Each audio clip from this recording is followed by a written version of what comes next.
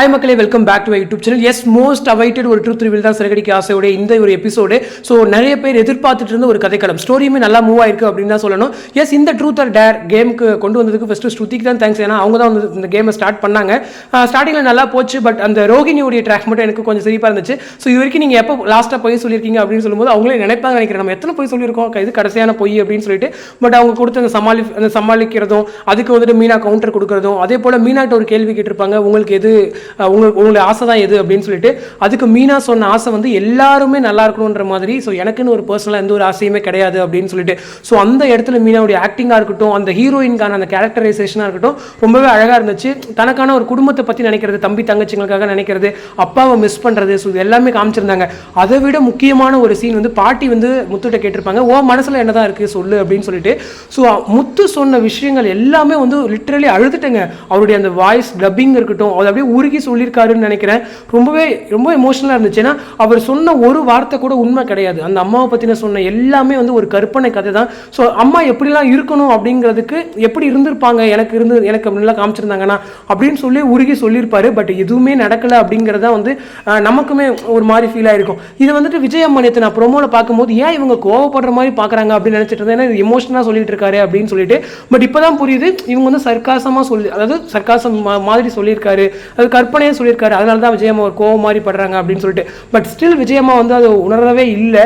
But இதில் முக்கியமான பேச வேண்டிய விஷயம் என்ன அப்படின்னு சொன்னால், முத்து வந்து ட்ரூத் சொல்ல போயிட்டாருங்க. அதாவது பழி ஒருத்தர் பாவம் ஒருத்தர் மேலே அப்படின்னு சொல்லிட்டு உண்மையை சொல்ல போயிட்டாரு. பட் அங்கே வந்துட்டு அண்ணாமலை அப்பா தான் வந்து தடுத்துட்டாரு. ஏன் இப்பயும் தடுக்கிறீங்க அப்படின்னு தான் இருக்குது. அட்லீஸ்ட் அந்த உண்மையை மீனாக்காச்சும் சொல்லலாம்.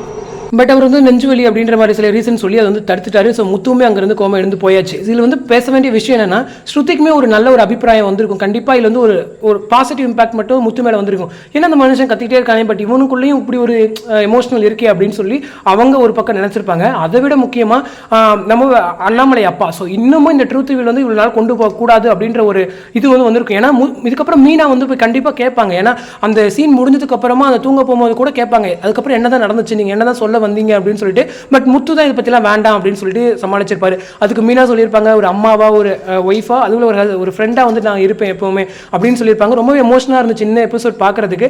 பட் இதுக்கப்புறம் மீனா வச்சு இந்த விஷயத்தை வந்து கொஞ்சம் துளுவி கேட்கணும். இதுக்கப்புறம் என்னதான் நடந்துச்சுன்னு சொல்லிட்டு அட்லீஸ்ட் அண்ணாமலை அப்பா கிட்ட கேட்டு தெரிஞ்சுக்கணும். அதே போல் வந்துட்டு ஆனால் எனக்கு தெரிஞ்சு உண்மை ஃபஸ்ட்டு இது வெளியே வராதுங்க. அவர் வந்து ஜெயிலுக்கு போனாருங்கிற உண்மை தான் ஃபஸ்ட்டு வரும் அப்படின்னு நினைக்கிறேன். ஏன்னா நெகட்டிவாக அப்போ தான் ஸ்டார்ட் ஆகும். அதையாச்சும் மீனா வந்துட்டு இல்லை அவர் எந்த ஒரு தப்புமே பண்ணியிருக்க மாட்டாருன்னு நம்புறது ஒரு பக்கம். இன்னொரு பக்கம் அப்படியா தப்பு பண்ணிட்டு கூட வாழ்றமேன்ற ஒரு மாதிரி நெகட்டிவாக கொண்டு போகிறதுக்கும் ஒரு பக்கம். ஃபர்ஸ்ட் அந்த நெகட்டிவ் தான் ஃபர்ஸ்ட் ரிலீஸ் பண்ணுவாங்க, அதுக்கப்புறமா தான் ஏன் ஜெயிலுக்கு போனாரு அப்படின்ற ஒரு உண்மை டோட்டல் ஃபேமிலிக்குமே கொண்டு வரதுக்கு நிறையவே வாய்ப்புகள் இருக்கு. எனிவே இந்த ஒரு எபிசோட் வந்து ஒரு பெஸ்ட் எபிசோட் தான் சொல்வேன். ஸோ நிறைய பேர் வந்து ஃபிளாஷ்பேக்ல என்ன நடந்திருக்கும் அப்படின்ற மாதிரி கேட்குறீங்க. பட் தெலுங்குல வந்து ஆல்ரெடி ஒரு ஃபிளாஷ்பேக் வந்து ஓப்பன் பண்ணியிருக்காங்க.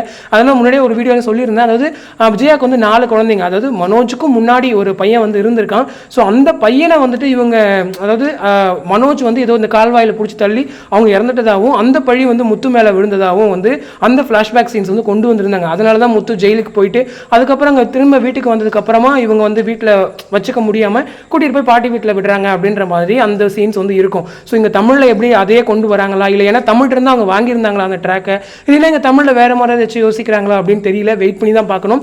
இந்த ஒரு ட்ரூத் ரிவீல் கண்டிப்பாக சிறகடிக்க ஆசையில் ஒரு பெரிய மேஜர் ட்ராக். ஏன்னா ஒரு அம்மா பையனுக்கான பாண்டிங் வந்து ரொம்ப அழகாக இருக்கணும். நேற்று அந்த ப்ரோமோவுமே அந்த நிறைய பேர் எமோஷனலாக சொல்லியிருந்தீங்க, ஒரு நிமிஷம் அழவே வச்சுட்டீங்க அப்படின்னு சொல்லிட்டு. இதில் முக்கியமாக பாராட்ட வேண்டிய விஷயம் வந்து வெற்றி பிரதருடைய ஆக்டிங் ப்ளஸ் அவருடைய டப்பிங் ஸ்கில்ஸு.